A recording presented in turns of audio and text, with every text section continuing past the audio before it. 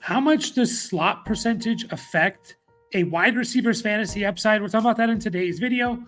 As always, give us a like and subscribe. We put out content all year long, including these kind of research style videos. I like to do these. I like to do research, historical data, all that stuff. I do all the work myself, and I go into things that just kind of pop into my mind. And one of the things recently was slot percentage, and the NFL's changed. The NFL, as we know it, has changed over the last few years, and we've been hearing about it since about 2020, 2021, where defenses are playing teams with good quarterbacks, especially differently, right? They're playing that too high, cover 2, cover 4 shell, deep safeties, not allowing the long touchdowns, right? They are, if you're going to score a touchdown, you're going to have to earn it, right? And we've seen the NFL and offenses change a little bit to that, where they're maybe not as explosive. This was a problem for the Chiefs and Patrick Mahomes a couple years ago, and Josh Allen and those guys. So it happens to every team, and it seems like the NFL, not only is zone coverage going up more and more, but this idea of preventing the deep pass, right, getting downfield type of defense. And I was wondering, well, how has that affected top wide receivers? And I think the information I found is a little bit interesting, right? And so this is actually slot percentage in terms of the elite receivers. And so what I did, and I'll share my document here with you guys, my Excel sheet here. So what I did, I went back to 2015 here, as you can see. Let me move over here. I went back from 2015 to 2019, and I took the top 10 receivers in points per game finish each year. Now, I did exclude some of the players that only played like 2-3 games. You had to at least play a handful, 6-7 games to make it on the top 10 list here. But I went back and looked at every receiver who finished top 10 in points per game from 2015 to 2019. So that's, by the way, that's 15, 16, 17, 18, 19. That's 50 receivers here that I have. So top 10 from every year. And I got their slot percentage. What percentage of them were playing? What percentage were they playing in the slot? And you can see the numbers here, right? 18 for Antonio Brown, right? 28.3 for Julio Jones, 26 for Odell Beckham. You see I'm not going to read them all, but you see the percentages here. The ones highlighted in green are the players that have over 30% or higher.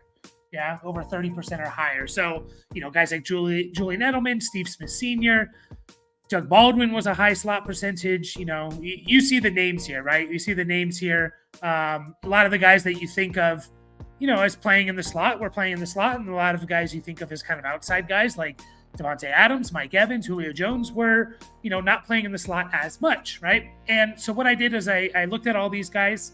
And as you can see in 2019, there was definitely a lot more of the top receivers playing in the slot. So I'm not sure exactly when this transition of like, we need to get our best players moving around more. Maybe it was right around this time. Maybe it was later. Maybe it was earlier. I'm not 100% sure, but I do think it's interesting that, we're looking at it here. 1, 2, 3, 4, 5, 6, 7, 8, 9, 10.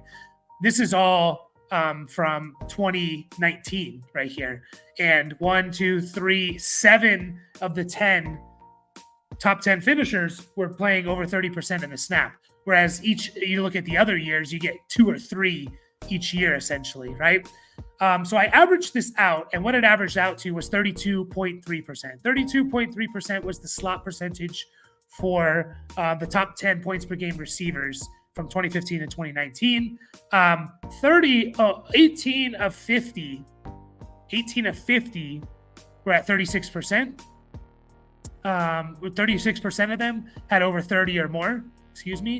And then if you drop that number to 27, it adds 8 more percent. So 22 of the 50 were 27% or higher in the slot, but only 18 of 50 of 30% or higher in the slot. Yeah. And 7 of them came in 2019. So again, did the transition to this moving your players to the inside, moving them around start in 2019? I don't know for sure, but maybe. Now I kind of juxtapose that. I compared that with from 2021 to 2023, what is the slot percentage for the top 10 points per game receivers, right? And the reason why I chose 2021, because I feel like it was right around either 2020 or 2021 when I started hearing, defenses playing more cover 2, preventing the deep pass. So I just took that number of the last 3 years, all top 10 receivers. So we have 30 receivers here, and you can see the numbers are a lot more green on this side, right? Tyreek Hill, CeeDee Lamb, Keenan Allen, Amon-Ra St. Brown, even guys like Justin Jefferson, Puka, a couple guys that didn't make it, Nico Collins, A.J. Brown. But even the guys that you traditionally think of, they're outside receivers if you don't really take into account where they're playing. Devontae Adams and Stephon Diggs over 30%. CeeDee Lamb, I don't know if people realize this. CeeDee Lamb was over 60% in 2022 and almost just under 60% last year in 2023. He plays majority in the slot. Again, CeeDee Lamb, 62.7. So he's almost more of a slot receiver, right? But even guys like Justin Jefferson, 31%, right? These are guys that if you had to choose, someone just came up to you and asked you, does Justin Jefferson play more out wider in the slot?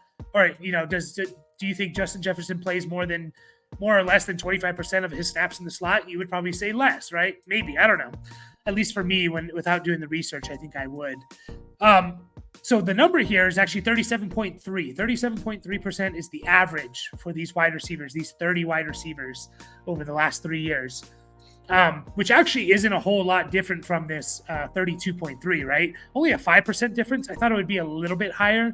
But then you look at, okay, how many of them were over 30%? And 18 of the 30 were over 30% snap percentage from the slot, which is the same number from 2015 to 2019, except 2015 to 2019 has 20 more receivers, right?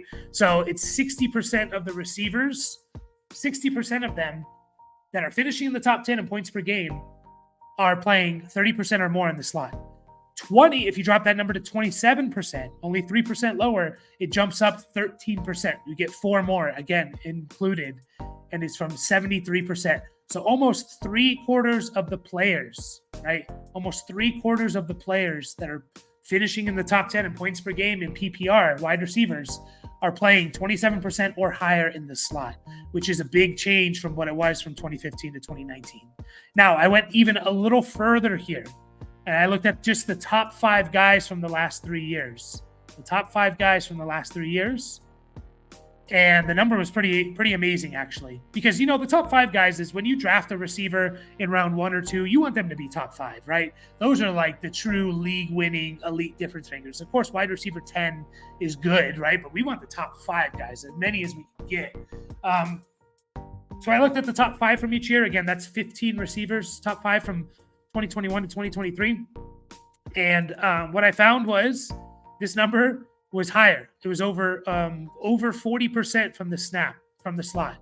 So 40% of their snaps of these top 5 receivers over the last 3 years in points per game in PPR, over 40% of their snaps they were lining up in the slot. And you look at how many of them are in green. We have 12 of the 15 are playing 30% or more. And look at 2 of those guys are at 29 or 29.5. Justin Jefferson, 29%. Deebo Samuel, 29.5%. Essentially, Ja'Marr Chase is the only wide receiver over the last 3 years that has finished in the top 5 that is playing nowhere close to 30% of his snaps in the slot. He's playing, majority on the outside, a heavy majority on the outside, right? All the other guys, you look at the numbers here, right? All the other guys are playing well over 30% or just around 30%, just under for Jefferson and Deebo. So I found that very, very interesting, because the NFL is changing again. All right, you're going to play deep safeties. Okay, we're going to move our best player on the inside, and he's just going to eat it up over the middle, right? And we're going to get the ball in his hands, and maybe he can just bust off a big catch and run, or he's just going to move the chains, and we're going to slowly matriculate down the field, and we're going to score a touchdown that way, right? You get your best player. Okay, you're protecting the outsides, right? You have your cover 2, which is generally, you have leverage plays of the safety deep versus a flat player kind of leveraging on the under of the outside receiver. So, okay, we'll get our guys in the middle and they'll just eat up in the middle, right? You're not going to play man coverage. We're going to eat up in the middle, right? Zone coverage, man coverage versus zone coverage. When you get zone coverage, a lot of times you have linebackers in the middle of the field. They're not going to cover guys like CeeDee Lamb and Tyreek Hill. So that's about it. Now, one last thing I did want to point out is players last year notable players last year who were under, like around 25% or under. Okay. Now, this can change. This can definitely change. We've seen players have pretty high snap percentage in the slot, and then they go more on the outside. It depends on the scheme and the offense that you're playing. It depends on the player and maybe their age and things like that. This can change. For example, Terry McLaurin only played 15% of his snaps in the slot last year. This is from 2023. I'll write that here. This is from 2023. Now, Terry McLaurin has had a couple seasons where he's played a little bit more in the slot. So can he? Yes. DK Metcalf, 16.1%. Pretty notorious, outside receiver. Davante Adams, he's also had seasons where he's lined up in the slot more than, 25, 30%.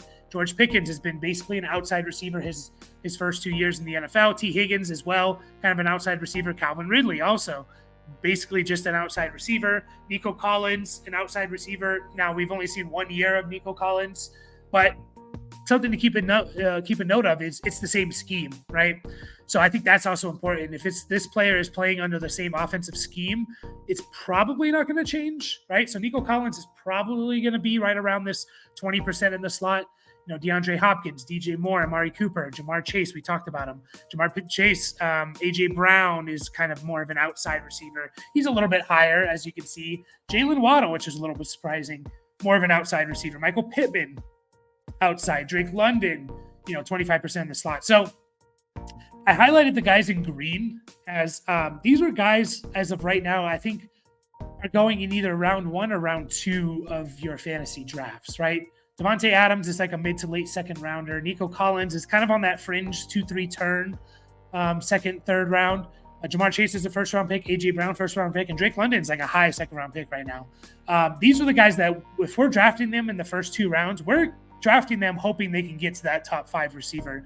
Obviously if we draft them as wide receiver 7 and they finish as wide receiver 7, we're not disappointed.